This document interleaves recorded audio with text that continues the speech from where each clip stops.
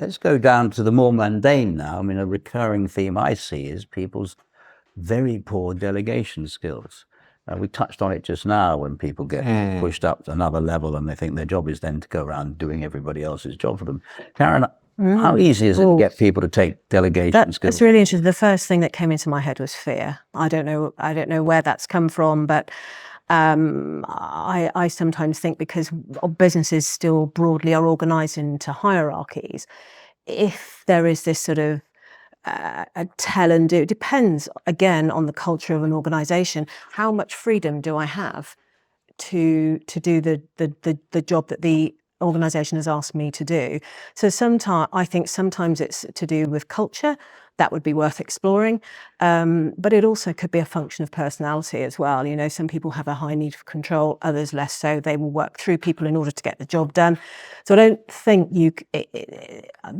is probably where I would start, just to try and understand why somebody is finding it hard to delegate, to work through people and feeling like they need to hang on and do the stuff themselves. Terry, can we take people who have a high need for control and say, let go?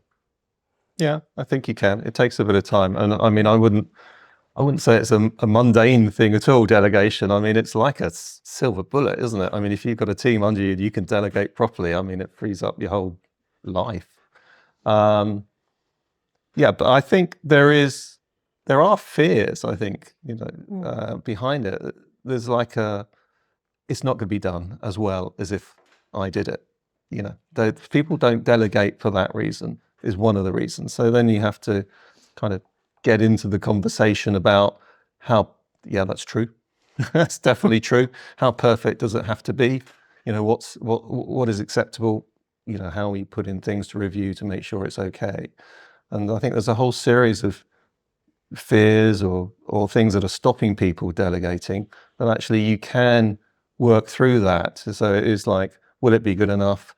How will I review it to make sure the quality is okay? What if it isn't okay? Because obviously things can be done. It's not a disaster. Am I, what threat is there from me delegating? Do I lose my skills? I find a really useful part of the conversation to get to is, if you delegate, you're allowing people to do their jobs, and you're then starting to let them grow as well. And that often is quite a helpful way to take the conversation. So I think you have to play the conversation, but I think definitely can improve delegation, and it's a big win.